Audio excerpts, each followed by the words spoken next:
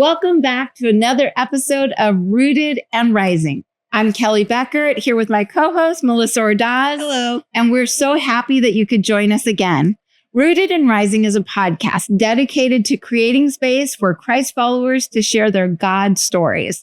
Our theme verse kind of says it all. Come and listen, all you who fear the Lord, and I will tell you all that he's done. Today, we're super excited to have our special guest, Tom and Gayle Shook. They are career missionaries. They served overseas for almost 30 years in outer Mongolia and some other places in Asia. And they are back stateside. They're running an organization called His Refuge, which I'm sure we'll hear more about from them. But thank you guys. Thank you so much for being here and for joining us on the podcast. Thank you for inviting us. Melissa was excited because you're actually our first guest that we all sort of know each other. We do know each other. I've known her since her first season. Yeah, that's true. Yeah, that's true. Yeah. We knew before she was born. You That's did. true. Yeah. We knew that you guys. Yeah, that's true. We've known them for a long time. Yes. Do you want to talk about how many years that is? It's been a long time. Yeah, it's been a long time. I was actually telling somebody that our very best friends are friends that we've had for like 4 decades. And that's really rare. Like, honestly, that is such a gift from God. Melissa sometimes says what? She tells me. I'm like, I don't know. What do I say? Melissa and Matt will sometimes say, we need a Tom and Gayle in our life. Oh, we need that friendship that's like Tom and Gayle. Yeah, it is definitely a blessing. Special. Anyway, thank you for We being are blessed for sure. Yes, thank you. We're taking a quick break to tell you about something we think every young family should know. If you're a parent of a little one, newborn through 6 years old, Heights Christian Schools is here to partner with you. Our preschools offer safe, loving environments where faith, learning, and play go hand in hand. With locations across Southern California, you'll find a campus that feels like home. Learn more at heightschristianschools.org, and let's grow together. Now back to the conversation. So we're going to ask the same 10 questions we ask all of our guests, but we like to start with some kind of fun Warm-up questions. Okay. Get ourselves ready. Get it going. Yeah. Okay, so either you can answer. So whoever feels it first. Go for it. Okay. All right. So we're going to go with, what job would be nearly impossible on roller skates? And would you want to see that? That's a Tom question. I did feel like it was going to end up being a Tom question, but I didn't want to rule you out. Repeat the question. Okay. Can I phone a friend? Sorry. What It's a job? trick question, I know. What job would be nearly impossible on roller skates? Yeah. And would you want to see that? So, what job would be? Well, I have really no clue.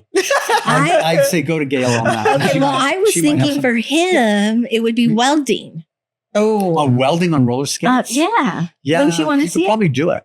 Yeah. I'd want to see it. that Welding sounds on- dangerous. Yeah. You'd want to welder see back it in as the like day. a challenge. Like, I bet I Yeah. could do that. Yeah. Do that. Yeah. Yeah. Yeah. Okay. Yeah. That would What- be. Yeah, what came to mind was bungee jumping. Is that a Roller job? skates. No. it's That not a- seems like that would it's be not easy. It's not a job. Like, I don't understand that. Yeah, never mind. Well, maybe they push you off the bridge. Yeah. in the yeah. Yeah. I'd want to see that too. So. Yeah. I always think of things like open heart surgery or something. Yeah. You know what I mean? Yeah. Like something that takes Meaningful. Something Yes. meaningful. Something I that got you that. either die or live. Okay, well, Right. good news. We've got Got another more- question? Okay. Well, Let's keep But going. this one's deeper. Let's Okay. deeper. How do you feel about ranch dressing? Actually, I just had to buy ranch dressing recently, but I really don't think about ranch dressing all that much. It's awful. But Okay. I just Ranch think that dressing is awful. it's common. You just bought some. I did Do because you know he hates it? yeah, but I didn't buy So it I for don't, him. I don't eat that stuff. I did it for a dip, one of the vegetable dips, right? But Mhm. not in love with it. So I think it's common- an common- acquired taste for people. Okay. And you don't like it. and he No. doesn't like it. All right. No, not a fan. Well, with these. Salt and pepper. I'm a fan of salt and pepper. There we go. Okay, there we go. That's a better probably things we like is a good way to step into the main question. Okay. Okay, Salt good and pepper. news. We get to talk about our God stories. Okay. So we'll go from ranch dressing, We're salt and gonna- pepper. Let's talk about God.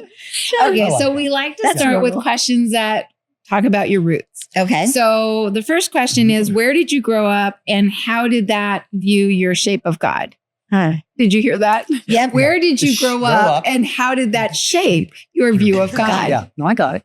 Okay, you want to go first? So yeah, I'll go first. So I grew up in Anaheim, California, and then I am one of 7 siblings.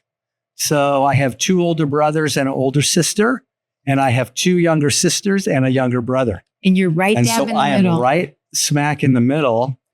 And yeah, so that's kind of When it. you're And then- one of 7, does the whole middle child syndrome So, thing? it's is totally that true. It is. Oh, it Yeah, is? yeah. Interesting. yeah, you just basically stay out of the way and okay. not, the unseen, and you're just kind of like trying to not rock the boat. You just try to keep things, Copacetic. as copacetic as much as possible. Was it So- only you that So- had that part I of the think my syndrome? sister Mary. Oh, I should say maybe the lower ones had more of that than the upper. Also, okay. The top 3. But in terms of shaping my view of God, so my family was kind of pretty dysfunctional, like most families. And then my parents divorced when I was like 13, Okay. right? And then as a result, it was like people were kind of on their own anyways, right? To kind of see how things were all going to work out. And then we had also so my folks were Catholic, and in the beginning when we were really young, we would go to Catholic church. So I had this idea of God, but my view of God was like distant or detached, or kind of like he's there, but I don't really know anything about this God, or that he doesn't really care about me or anything like that, right? Because I'm kind of on my own. So that's kind of the shaping my view would have come from that, right? So initially, especially before I became a Christian, the idea of God and the view of God that I had was like, yeah, he exists, but I don't know what it matters or how it really affects me. Yeah. I'm just trying to get through the day, right? Yeah. Whatever. that Sure. is. So, yeah. Well, I was born in Garden Grove, California, not far from Anaheim, California. Not far. And how did it shape my view of God? So I was raised in a non-religious home, but it's interesting because my grandfather, my dad's dad, was a pastor. So he had an upbringing, but was not favorable to Christianity. So we didn't talk about God. But And do you think that was because he was a PK? yeah, Like that was, yeah. yeah. So both him and my aunt, neither one were of faith. That's such an interesting, Yeah. sad. And sad. Down. Yeah. Until the end. Until the end. Yeah. My dad, Yeah. I do believe, came to Christ Yeah. later in life. But as growing up, the one thing we did have was the family Bible, because I think he was the son, right? He was the oldest son, and then they had a daughter. And so there was this big, huge Bible. I don't know if you guys had one. My grandma did. I talk about it when we Yeah. were sharing her testimony. Yeah. When she Yep. rededicated her life, that Yeah. was one of the measures. I came in and there was literally the biggest Bible that covers like Yes, this thick. Do you yes, remember? yes, It yes. was out on the table. I'm like, what in the world? What happened? Yeah. But even in this family that didn't talk about God or anything, we just had this Bible in a prominent place, Yeah. and it had beautiful pictures and gold edging. And so as a young child, I would look at the pictures, like I would just stand in front of it and look at the pictures. I never read it, though it's a Bible. And I was in awe of it. Like somehow this was special, but I didn't know why. That's so interesting. Yeah. So I didn't, that was the only impression of God, that it was like something Yeah. pretty, Yeah. I guess. But I didn't know anything about God or even hear from God. I don't ever remember. Do you remember, like, even around the Bible, like ever having a thought about it or asking about it or having curiosity about it? Or No. Yeah, it's so interesting. No, I asked because it's unrelated, but like when I was young, learning to play the guitar, one of the first songs that I learned how to play was Kumbaya. Okay. And I remember like later as a believer thinking, I don't remember ever questioning the lyrics. Yeah. Like it's funny how you can take for granted the things are in your environment. And yet I do believe that they're having this subtle impact. Yes. That's and fun fact, to this day, if there's a guitar in the room, she's going to say, I know how to play Kumbaya. I only took like my mom could only afford lessons for about 4 weeks. We didn't get past the strumming rhythm. So I find it interesting that I never read it. Yes. Yeah. But I did just looked anybody at in the your pictures. family, did the whole family just kind of let it sit there? It just sat there. Yeah. I don't even recall anybody else looking at it, but it just, I don't know. It's just weird. Interesting, I guess. Interesting. Yeah. But that was the beginning. Well, it was probably New King James or King James version. Yeah. Right? Yeah. So the other thing is, if you had tried to read it, there's a strong possibility it would have been I would really know what it difficult said, to So anyway, that's interesting. So for both of you, whether kind of God was kind of like there, but kind of not quite accessible for you guys. So what did that look like when you decided to dedicate your life to Christ? How did you go from what you just shared to deciding that he's your Lord and Savior, you're going to follow him? Well, it's really interesting because we didn't talk about God. The first introduction to God came through my brother. So he became a Christian when he was in high school. And then when he was off to college, his girlfriend at the time invited me while I was in junior high to a college Bible study at a little Quaker church. I don't know why I was at the Quaker church. And it was the first time I heard the gospel. And I accepted it, believed it, was saved like the first day you very first time. Wow. And I remember, and the thing that's so interesting, because it correlates to the last question, is the fact that I remember walking out of the church and it was like almost like a quad, like you have a buildings and you're walking through a little garden kind of thing.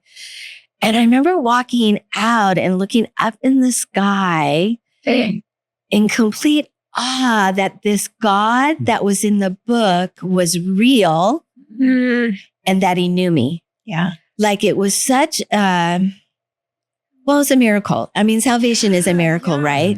Yeah. But I still remember that junior high girl hearing the gospel, accepting it for truth, and just like, oh my gosh, God is real and he knows me. That is so amazing too, because, in talking about your last answer, it's like the Bible is sitting there, but didn't really have any action. But isn't it amazing how when now you look back and you realize, but there was something that God was calling you, and so you were able to relate it back. Like that's beautiful. Yeah. That's so beautiful. It's God, right? Yes. Yeah. Yes. Amazing. Yeah. All right, Tom, let's hear yours. Well, for me, so again, no, Catholic kind of upbringing, but not really knowing the Lord. And then coming from the family background, I was quite independent, rebellious. I would say anti-authority, did not do well in school. So struggled through all of those years. And then really didn't feel like I had to answer to anybody, right? I could just do whatever I want. And that led me down a path of some things that, not great. And then fortunately I met Gayle, and so there's a whole story there. I don't know how much we want to get into it. But anyways, briefly, right, I'll just say that we had a very rough start. I was 24 years old. I had 2 kids, working in a factory, and really just headed for disaster, really, right? So I kind of like to describe it like I feel like I'm falling, but there's no bottom, right? So you just feel, but that you're going to hit a bottom, and the sense that your life is really messed up. Yeah. And so as a result, we became in contact with her brother, who was a believer.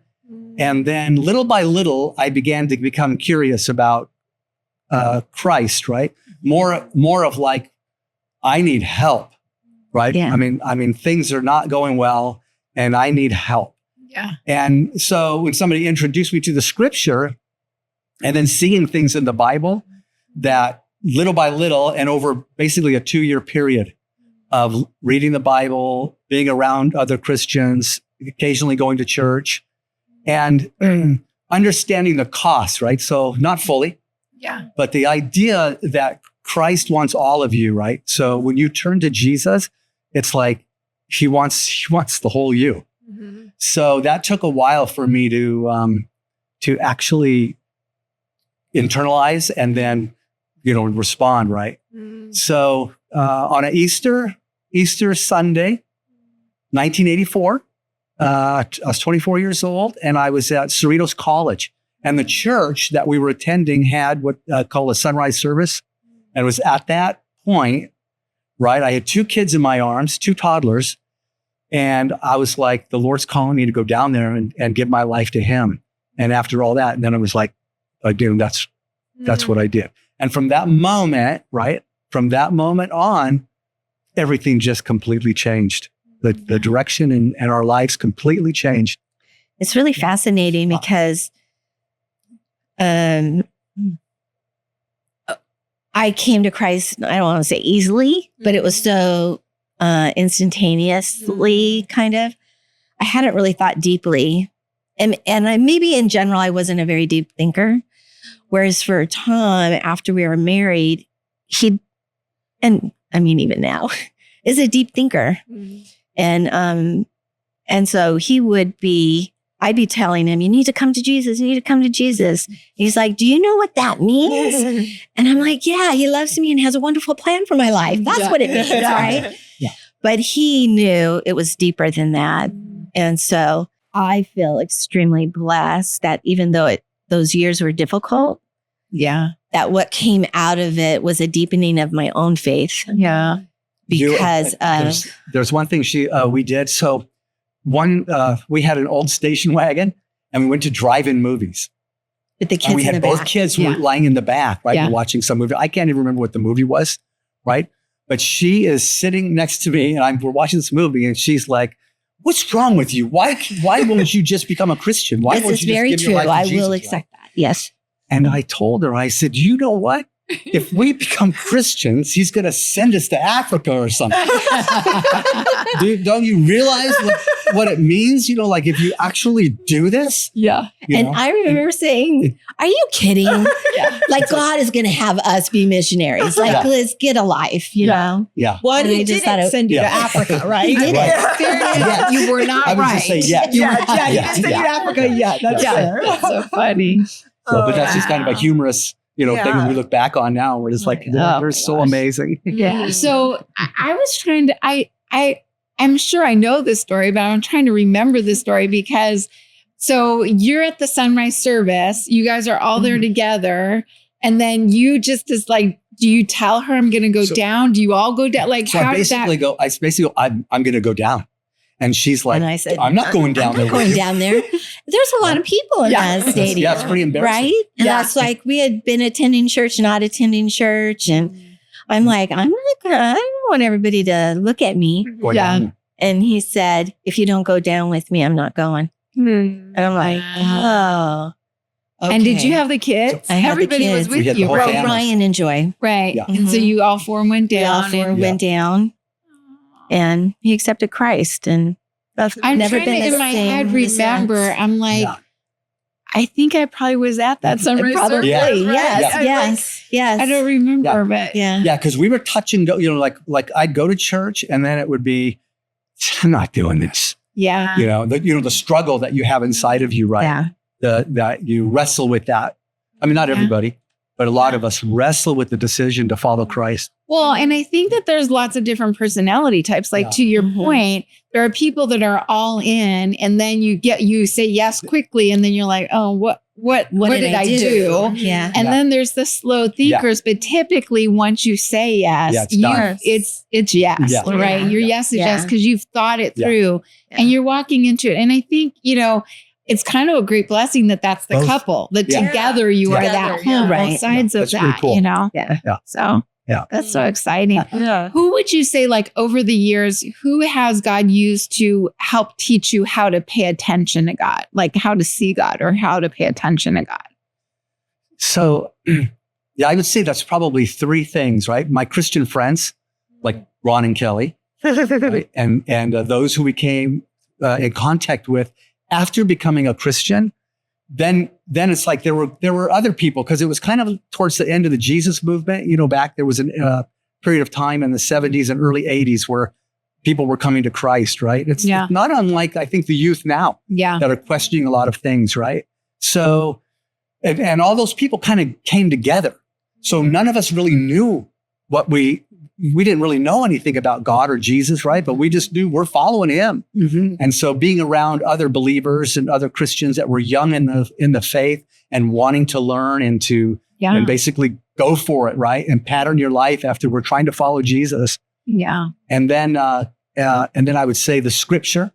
So when you give your life to Christ, suddenly the Bible, it's like it's alive. Yeah. Like it says, right? Yeah. And that the Bible is living. Yeah. And so for the first time in my life, I read something, because I don't do reading. That was for people to go to school and stuff.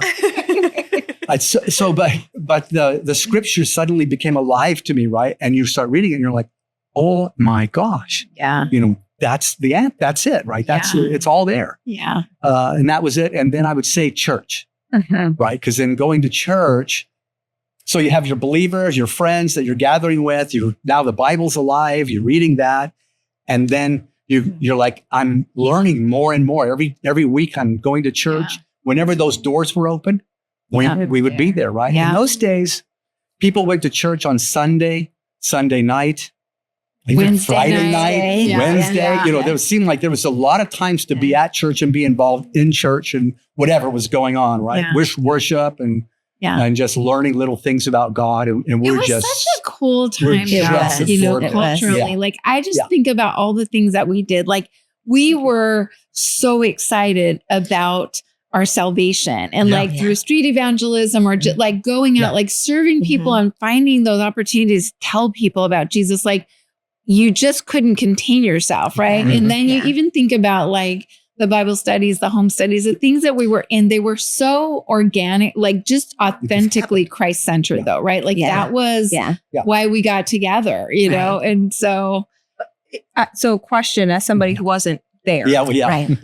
Do you feel like that's changed, or do you feel like that's just based on, like, do you feel like that was of the time, or that was where you guys were in your faith journeys coming together collectively? Or because I feel like that's still experienced today, but are you saying that that's maybe was a different experience? Oh, no. I'm just wondering. I mean, nostalgic for sure. Yeah. I kind of think that like there definitely was a different cultural climate at the time. Okay. And I think to your point, like, I think we're seeing a resurgence of that. But I definitely do think that the last probably 20 years in Christendom, there has been sort of more of a, I don't know, lack of that kind of excitement. I think that we felt back then. Well, because back then, we'd be driving in a car and you'd be going one way. Like, there was no fear of being a Christian. And it was still I feel like it was largely a little bit of fear. Don't you think though it was largely still a respected posture? Yes. Right? Yes. Like even people that didn't believe you or that thought that was not for them, you'd be in environments where they wouldn't cuss and they wouldn't tell bad jokes. And there was just a different respect. Yeah. And we were at that point in life more the respecters, right? But we still benefited from that. I think. Yeah. I agree. It certainly felt different for me. It's the nostalgic part to me is remembering those is like, I want that same level of excitement and enthusiasm now. Right. And I feel like everybody else, sometimes life can just wear you down, which is one of the reasons that we wanted to do this podcast, honestly, is like, let's create a space where we're intentional about seeing God and sharing God and being excited about who he is and what he does, because that's not always what's leading the conversation. Right. Right. Right. So can I say a potentially naive thing? Sure. It probably is. Do you feel like it's like a relationship that grows though? Like you have that kind of excitement at the beginning and then it deepens into something richer and fuller, but maybe doesn't present as on the top excited. Like, you know what I'm saying? I don't think that's naive. I think that's really insightful. And I would say it ebbs and flow. Yeah. Right? Yeah. So if you're going to be honest about it, right? Yeah. And you walk with the Lord, there are times when you're doing good and there are times when you're not doing so good, right? Yeah. There's time when you feel him and sense him, and there are times when you don't. You're like, dude, where are you? You know? Yeah. So, but all in all, you know, when I take it as a whole and being the age that I am now, there's a depth, Yeah. you know, that I feel like, you know, I think it's still growing. And I think learning, I just miss being young. Well, I was going to say, I feel like, you know how like couples who've been, again, not to like diminish like our relationship with God, but I feel like it kind of maybe mirrors that in that like couples who are been together for a long time are like, remember when we were so in love? But like, hopefully it's like, people are like, remember. But like, I feel like hopefully, you know, it's deepened into something and you're just in a different kind of, you know what I'm talking about. I have this funny thought in my head because I have this memory of being at, I don't even think Daddy and I were married yet, but being at his mom's house with him and like literally sitting at their dining room table. And you know how you just like sit and like stare at you, like you're so beautiful. It's like, those days are long gone. For some. I do feel that for us, as far as us, because we were all together during that time, was the fact that none of us were raised in a Christian home. So it was so alive and so real and such a drastic change from dark to light. Yeah, that's and true. and we had such a need for each other because we didn't have it at home. Right. That's so beautiful too. Yeah, that brought us together. That brought us together. And so when you think about it, right, how important it is that the scripture talks about, you know, don't forsake the gathering together of Christians, right? How important it is for Christians, wherever level you are at, or, you know, however old you are in the Lord or new in the Lord, but that you're around the other Christians, right? Because we need each other in order to resist sin and to follow Jesus and to, you know, to the whole thing, right? Well, and I feel like it's been super encouraging, though we spent a lot of years separate as friends, being in a distance, which makes me cry. I feel like God has always had us in similar spaces. So I always feel like, I don't know, just even now as we get together and talk about what God is doing, there's just such a synergy. You know what I mean? Something of community, of being a part, and just know that the Holy Spirit is working and moving us, is still sharpening us. Because I did want to say the biggest thing for me, everything he said was true, but the biggest thing for me was you. Oh yeah, she didn't get to answer that. It really was. Because I can remember being, I don't even know if I was just pregnant with James, and you were at my house and you were just like, Gayle, what is God showing you? What is he doing? How do you see him working? And it really was a transformable time for me to realize I wasn't supposed to be just learning about God. I was supposed to be seeing him. And you have always been that for me. And that's, I don't know. Sorry, I'm crying. I love your guys' relationship. Honestly, that is so amazing. Everybody should have a Gayle. And a Tom. I don't know about that. That is so beautiful. We're not meant to be alone, to walk it alone. Yeah, that's true. And it's been a blessing to be able to walk with you. Oh, I feel the Amen. Well, I feel like we Where do you go with that? I was gonna say now we got some of the tears flowing. Maybe we do a game to bring ourselves back. Okay, so we got this game as heard on the playground.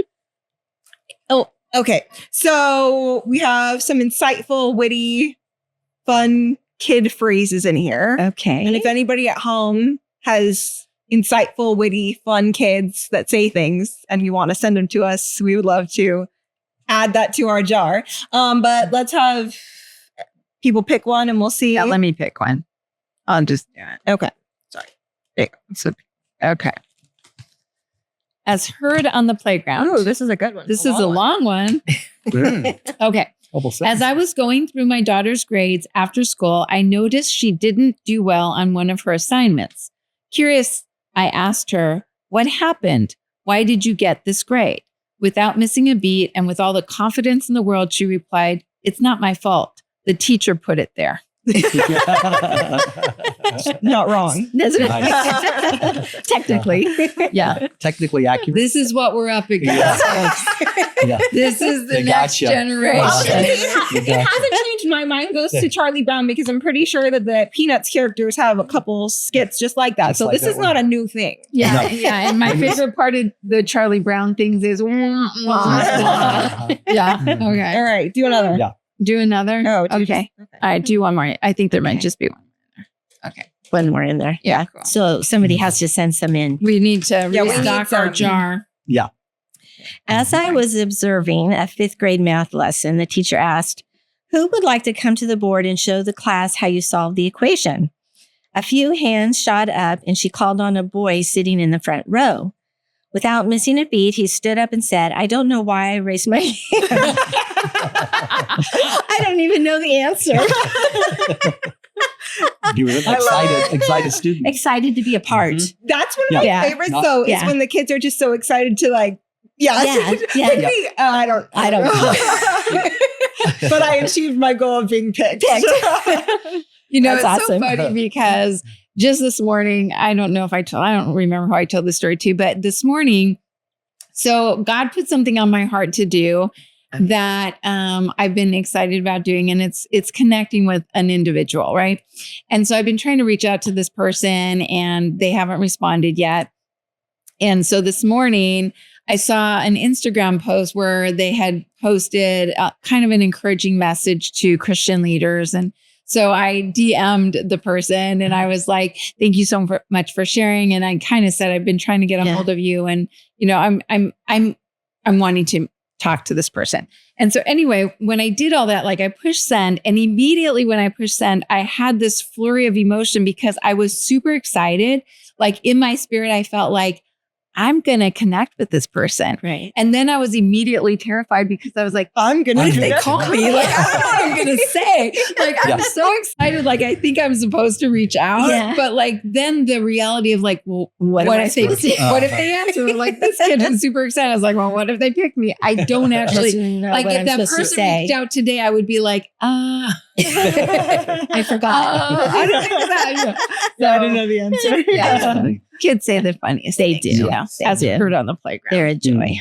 So our next question is, what's a habit or hobby you do that feels amazingly sacred? Can I say one that's old? Yes. Okay, because I'm old.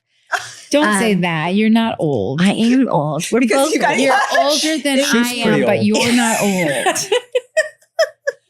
Okay, so when we were in Mongolia, we could only get 5 vegetables, right? So you had potatoes, carrots, onions, turnips, and cabbage. That was it. That was it. always. So in order to feed my family, I had a garden, and I had a massive garden. It was 60 feet by 150 feet. And so June 1st was the last frost, all the way until we would harvest in September. So And you didn't garden before you went there. No, from No. California. And I mean, Are you just to kidding? give some context, because all this is so important to me. yeah, This is how many years ago? this was 92 when Okay. we went to So when you went to Outer Mongolia Yeah. in 1992, Two. it's just newly opened, had been Yeah, a communist communist. country. Yeah. You don't know how to garden. I don't know how You to don't garden. have technology. We can't chat GPT it YouTube or it. Google it or YouTube it. No They don't electricity. No electricity. Like, I mean, paint the scene because that's Well, so and- interesting. And you had to do everything from scratch. And I didn't know how to cook from scratch. I mean, right? Like everything was a Is box. Hamburger Helper like from scratch, or because then you have to add your own meat? I mean, If you wanted to make tacos, you had to make your own corn flour tortillas. You had to grind your own meat. So it was just a day thing. Yeah. Right. It was a good quality of life though. Yeah. because you kind of have to slow down. And good for you. And good for you. It was very healthy. Yeah. It was very, very healthy. Yeah. But because they didn't have much food. Yeah. I mean, that's legitimate. Yeah. I did this garden, but it was such like I did it out of necessity, but it became such a joy because I loved being out there. And I really realized how much of scripture falls in line with harvest, planting, sowing seeds, just that whole agrarian, is that what you would call it? Agrarian lifestyle, which was my lifestyle at the time, actually. I mean, every day I was out there. Yeah. And God would speak to me in some way. But I remember one time I was needing to weed my garden. Well, 60 feet by 150 feet, that's a lot of garden to weed. Right? Yeah. And every plant has a different look to it, obviously, that I learned what the difference was between plants. Well, I got to an area where I had a squash patch. Well, they have a lot of leaves, you know, and sometimes the squash is actually hidden. You don't always see it. But I remember looking, going, oh my goodness, thank God I don't have to weed it because it just looked clean, right? And then I went to look for a squash and I lifted up the leaf and there was all these weeds. And I'm just looking at it and it was like just the Lord saying, that's how we are. Like we can look good on the outside, but what I'm interested in is what's under the clearing up those weeds. Those weeds, And I come back to that story a lot when God is kind of doing something in my life.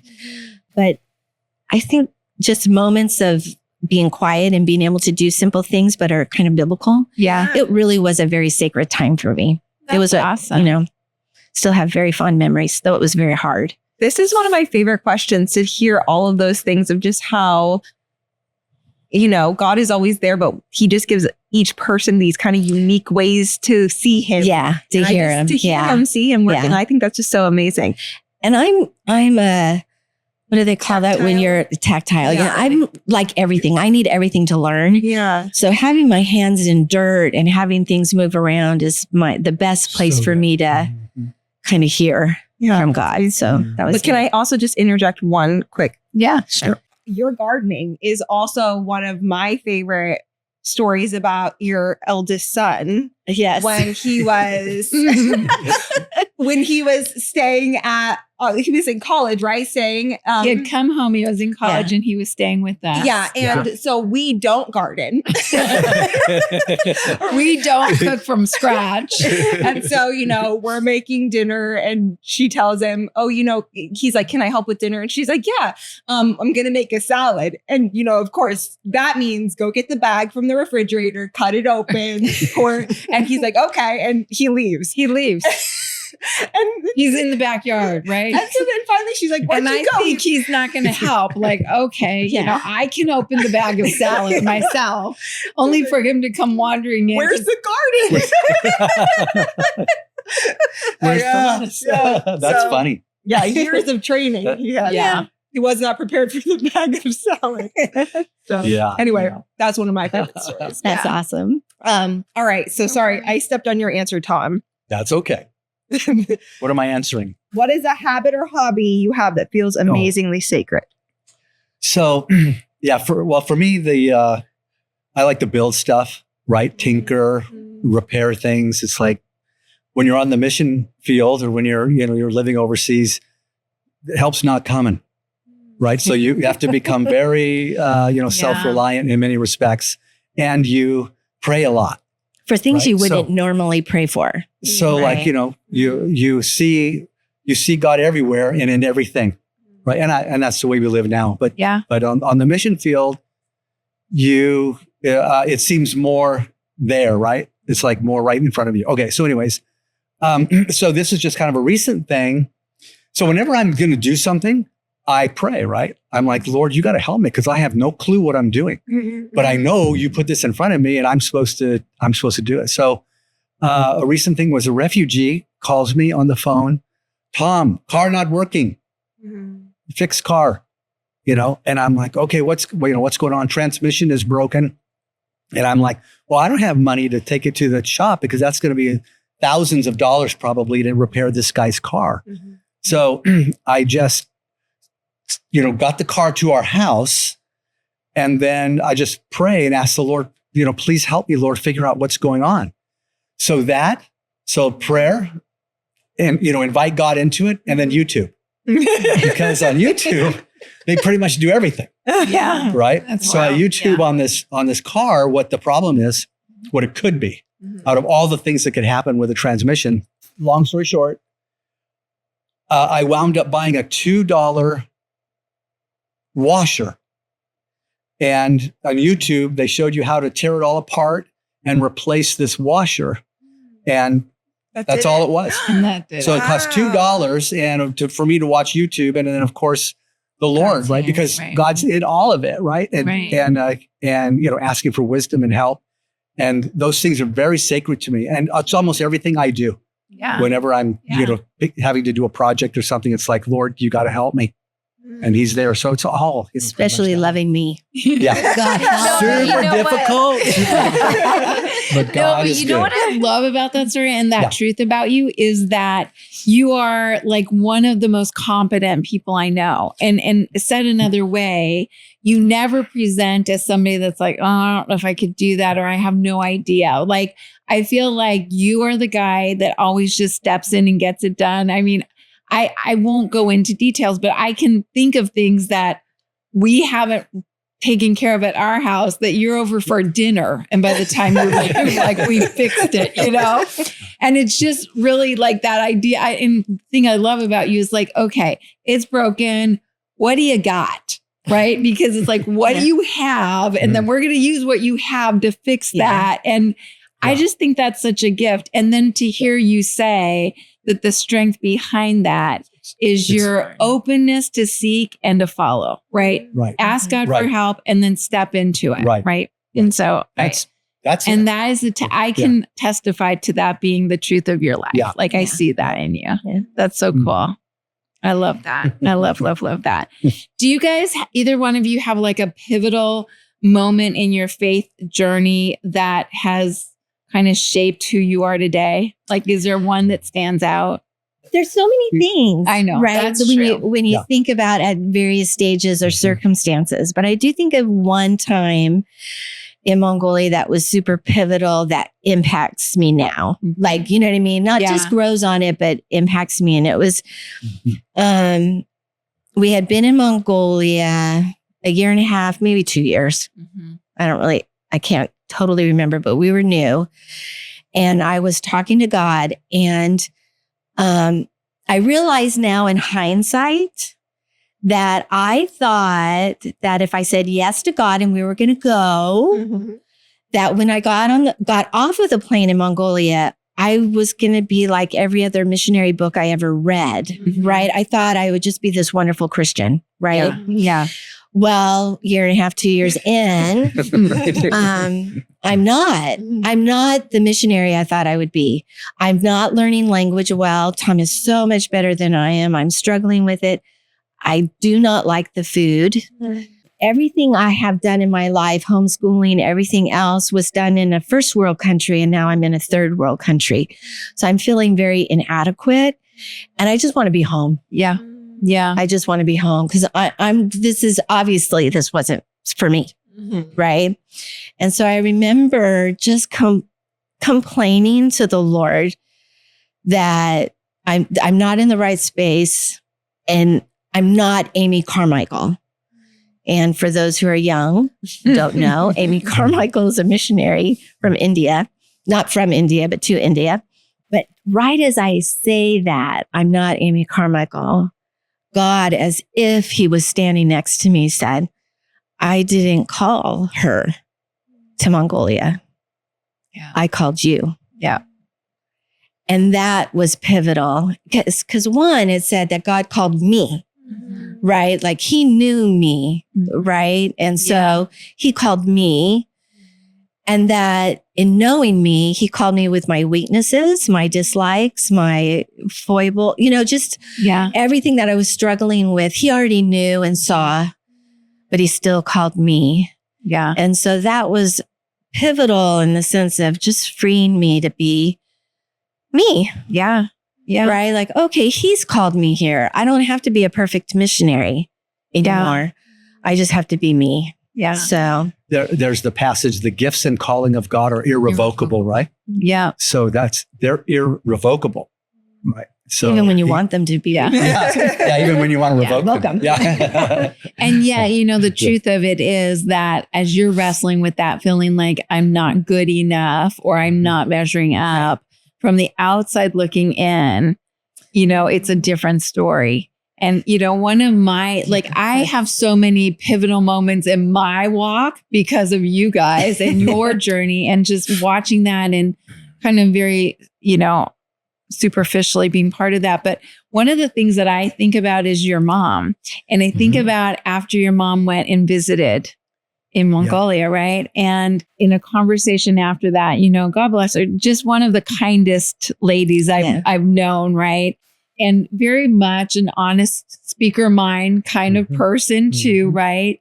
But her coming back from Mongolia and not being a Christ follower and being so astounded. And I remember having a conversation with her where she essentially said to me, I don't get it. They look so happy. They look so comfortable. They look like they belong there. They just look like they fit in. And yet seeing that in the context of such a really incredible lifestyle that you willingly stepped into, right? And I remember just that moment of saying, because you see Jesus. And so we wrestle with what we know is our flesh, right? And what's true to us. Right. But when we're willing to be obedient and step into these things that he invites us to, he doesn't need us. He invites us to be part of it. Right. And when we do that, what the world sees is they see God and that grows faith. It grew my faith at the time. It planted this amazing seed in your mom's heart that was going to continue to grow. And all because you guys were willing to say yes in spite of not being Amy Carmichael. I've felt the same way, only I often say I'm not Amy Grant. Okay.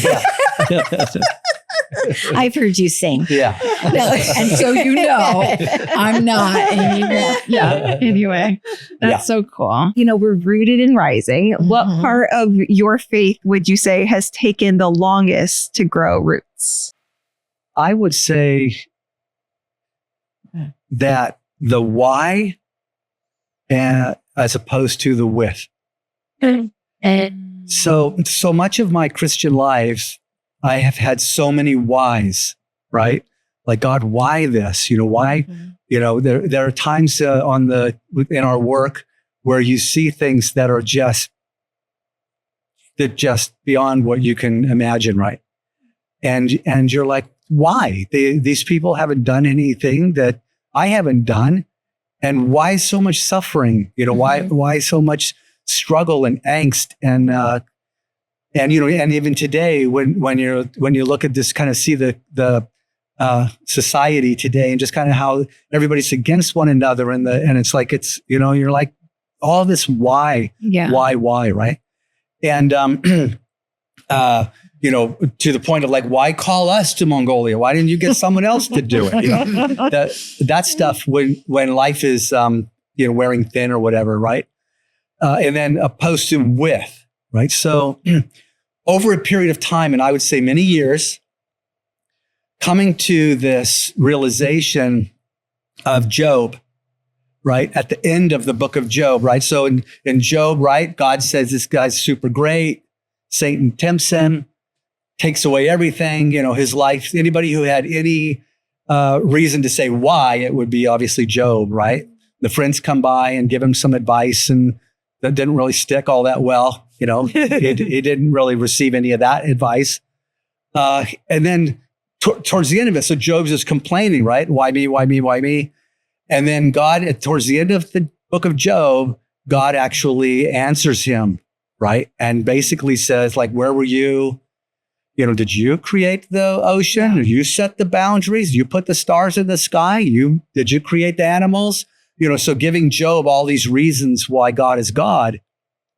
And at the end of that book, the book of Job, in chapter 42, Job says something that I eventually was able to internalize for myself, right? Job says to God, I spoke about things that were too wonderful for me. Right. So in other words, it's obviously bigger than you think it is. And then he says that, oh, I heard about you, but now I see you. Right. So there's this thing that happens with this intimacy. Yeah. Right. And then you can also see it with Hagar in the book of Genesis. Hagar is kicked to the curb, basically runs off. Right. She's out there. And then God shows up. And what does she say at the end of when she talks back to him? She says that you're the God who sees me, right? So the it took a long time to get there, but realizing that all the things that we go through in life, good and the bad, it hits the with. It's the fact that he's with you, and he's not like totally disconnected or not caring. That he's along with you. Absolutely. So, and having that intimacy with God, is, I'd say, deeper in my life, but took me a long time to get there. Yeah. Yeah. To that point. Yeah. So many years asking why. Yeah. So Putting it kind of in the simple terms of moving from the question of why to with, or moving, those words. Yeah. I feel like, so well articulated, but I feel like, such a good reminder for everybody. I feel like it's a simple shift on on the one side, but it is such a journey to actually get there. And I feel like that's really well said. Yeah. So, and don't you think on just the most simplistic terms, why is about me and with is about him, right? Yeah. Like it's just like it's that shift where you grow in your understanding, and I think part of that is recognizing it's not about me. Right. But it's about this incredible privilege that we get to be with him. Right. Right. Right. Yeah. And what more do you want? Really, when you strip it all the way down, right there, irreducible minimum. Yeah. Him. Right. With him. Yeah. Right. Yeah. This is actually one of my favorite questions. What's something that you've unlearned in your faith, and what has replaced it? Well, I can't say that I have had to unlearn a lot, but I think the main thing I've had to unlearn is that my walk with the Lord is not a formula, right? Whether it's been implicit or explicit in teaching, there's kind of this sense that if you have a quiet time, things are going to go really good for you. Yeah. If you do this, this is going to happen. If something bad Growing in God, 4 easy steps. Yes. Or if something bad happens, then what'd you do? Right? And so it's very animistic. You missed one of the steps. Exactly. And so there's such a pressure on yourself to get everything right. But it was really deeply ingrained in me, right? That somehow I needed to perform. But I didn't know that that's what I was doing. Yes. Right. Yeah. And so what has replaced that has been a sense of it's not about what I do. It's about who God is. And so this whole concept of walking by faith, believing not just like a nebulous faith, but a faith that my God is real and he's loving and he's just and he's holy. He's all these character traits, right? And so that I don't have to be afraid to just be me, right? To not have to be formulaic in it and watch him work.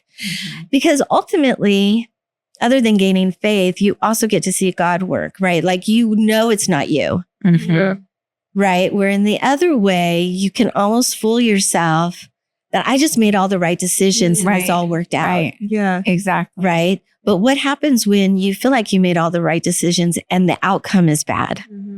What are you with? Yeah. I mean, it's really desperate in that sense. So I feel like and it really having reduces confidence. everything down to believing that it's within our ability to understand it to begin with. Right. To evaluate it, to understand it, to, we have the full picture. Right. And I feel like recognizing that you live your entire life missing 30 pieces of the puzzle. Right. There's no way in our humanity we can put that whole picture together. And I think that, I think about my grandboys that, sometimes have these amazing discoveries that sometimes aren't actually accurate, but they're so proud of themselves, right? And you sort of look at it like, that's so cute. Yeah. That's so cute, you know? But that's not actually the whole picture. Right. What about you? Do you have anything that you've had to unlearn over the years? No, I pretty much know. I got it pretty much all together. No, I mean, I would just say something simple was I had to unlearn or learn the difference between being a sacred and secular kind of thing. So I used to separate that, right? So when I went to the mission field and went to Mongolia, it was like, okay, I'm going to go tell these people about Jesus, and we're going to see them start a church, and it's going to be great, and God's going to move. And then, but what I wound up doing was a lot of relief work and helping people, and getting on the ground and solving problems, and aid distribution, and on with those kinds of things, right? And I separated that in my mind that was like, that's not the reason I came, right? So I saw it as two different things. And a lot of the things we do that, whether it's our professional life and our Christian life, like we separate it out, right? Right. You go to okay, I go to church on Sunday or do something on that. And that's the sacred part of it. And I do that. But then when I go to the job and I do this, it's not really, doesn't really matter, or that God doesn't really care about it. Right. And then finally making that shift, I mean, to the point where at one point I wanted to give up, on the being a missionary, because I felt like so much of my energy was being put towards something that I didn't have the right, I didn't have the right idea about it. Right. So then bridging that, realizing that, no, it's everything we do. Yeah. Everything we do. Do you know how fascinating that is for us to hear? Because the majority of the world, everybody I know that knows the Shooks would say, you've devoted your entire life to full-time ministry, right? Like everybody. So it's like you're going with your family to a third world country to follow the Lord and to do the work of God, giving up so much of the comforts and familiarities of home, right? Like you're all in. Most people, even if you're working in full-time ministry, you're not as all in as that, right? And so, but it's so interesting because I feel like that's really important for people to recognize, like the other side of that, where you're over there going, this isn't what I signed up for, right? This doesn't seem as great as I thought it was going to be, or what you thought how it was going to play out, right? Yeah. It kind of goes back to the with, that you realize that everything we do is with Him. Right. Inviting Him into everything. So, Well, and it changes your whole way of life, actually. If everything I do, if we took scripture seriously, when it says, whatever we say, whatever we do, right? If we truly believe that it's sacred, then we would be more prayerful. Look, even the silliest things that we may think are silly, we would be prayerful about, because it's important, because God's in it all, right? Yeah. And so it really does change your, the way you look at life, and the way you look at problems, right? Speaking of that, that's actually a really good segue to go into what's something small, ordinary, or mundane that recently reminded you of who God is. Well, I think, I was trying to think of something current, like, I really do see God in everything very seriously. Yeah. I really do. And so that was really hard. And even ordinary things. What's small and ordinary? Yeah, that's a good, right? Like, I just feel like it's all something that God is going to make useful. Yeah. Right. For His kingdom, for my life, that's a good whatever. push back to this question. I like so, that. Well, no, not that it's not. It's a great question. But I was thinking about our time in Idaho, right? So we have to fix up this rental. Well, they've not taken care of the yard. Yeah. Right. And then one of the things that took place is when we first planted a tree, the arborist told us it was a weeping cherry. It would only get about 12 feet and you could have it 4 feet from your house. Well, now it's 15 years later. it is more than 12 feet. And, the trunk is like really big, so close to the house. And the realtor says, you really need to get rid of it. Oh. So then I'm like, my first thought is I've already spent way too much money trying to fix up this house to sell because we had to hire paint. You know what I mean? Like there's all these things we had to do. We do not have money to get somebody to come and cut down this tree. What are we going to do? In my mind, I'm praying about it thinking, okay, God's going to give me money. And so that's how he's going to answer this question. Usually doesn't. This problem.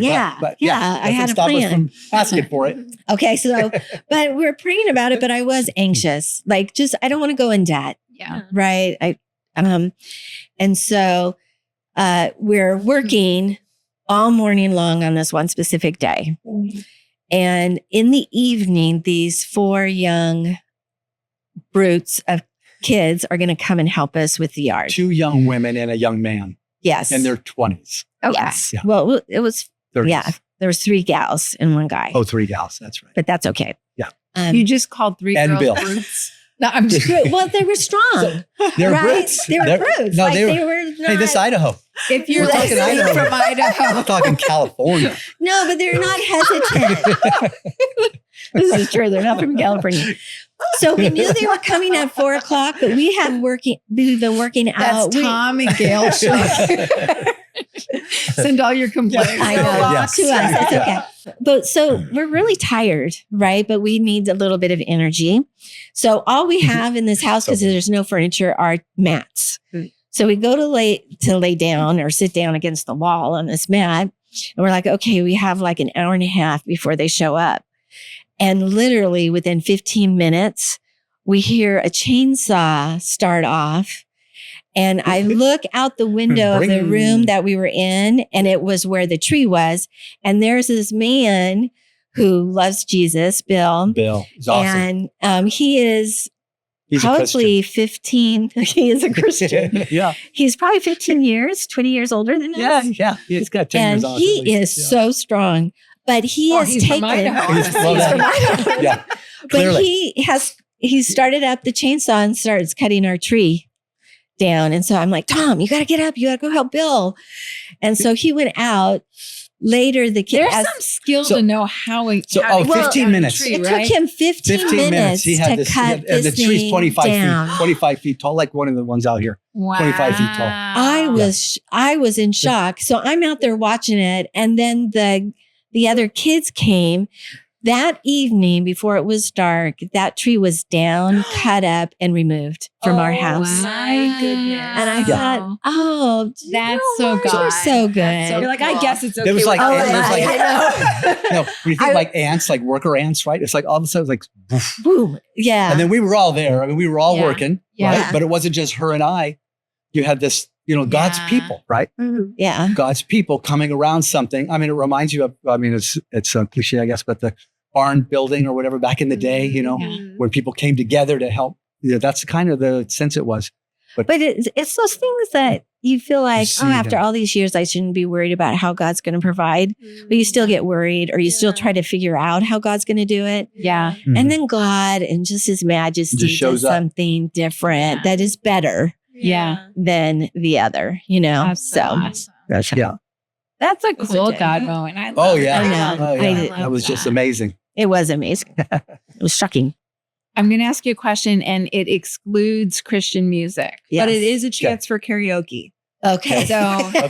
Good. and every guest before you has answered with the disclaimer, I only listen to Christian music. Okay. Yeah. So we're just going to assume We're just you going to folks are assume like that that. would be the same. But if you had to pick a song to sum up what God is currently teaching you, what song would it be? It's easy for me. Oh, good. What would it be? Baby Shark.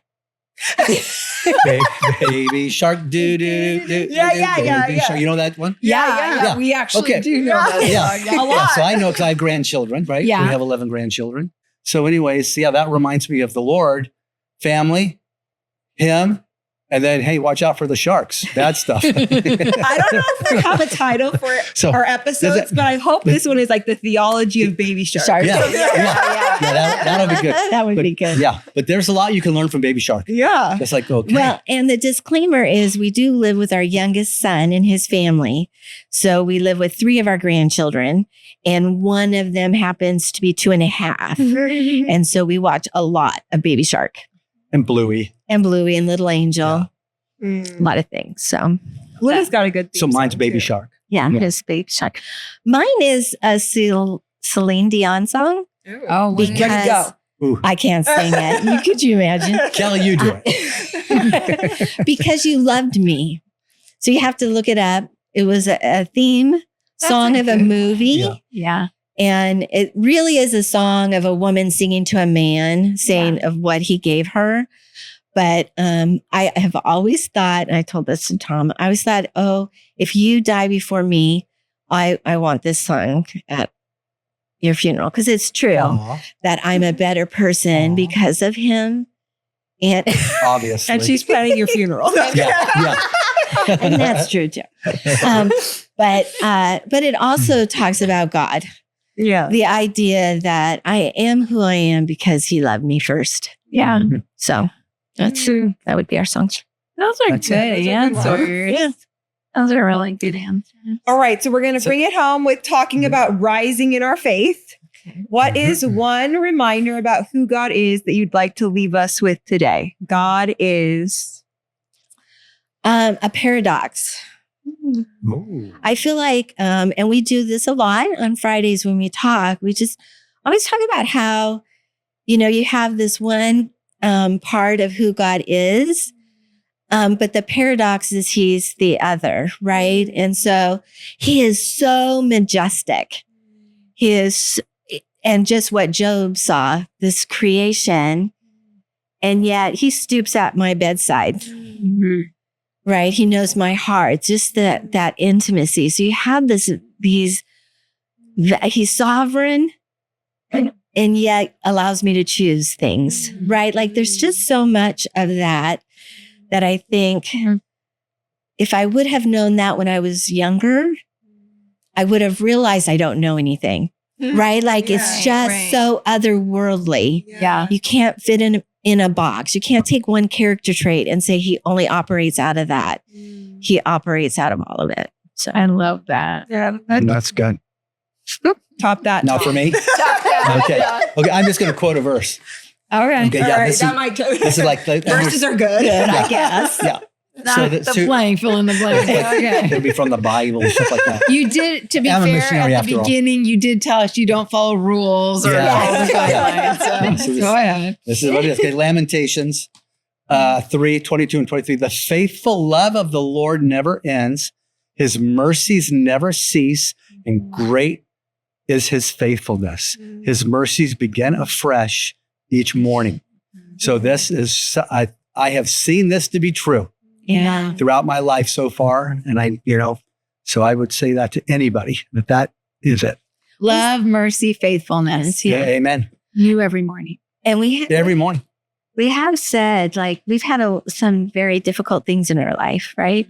Mhm. But we wouldn't have made any Wouldn't other change a thing. choices. We wouldn't Yeah. change a Yeah. thing. No, I This- love that. Yeah. Because each and everything you see God, right? And yeah. And So- it's funny because obviously we've heard that verse so many times. And right now in this context, as we're saying it, the thing that is so fresh in my heart is that no matter what life you've led, most people, probably everybody, will look back and there's moments that you wish that you could do it over, right? Mhm. You always wish that there's always something that I could have done differently or better, or whatever. Mhm.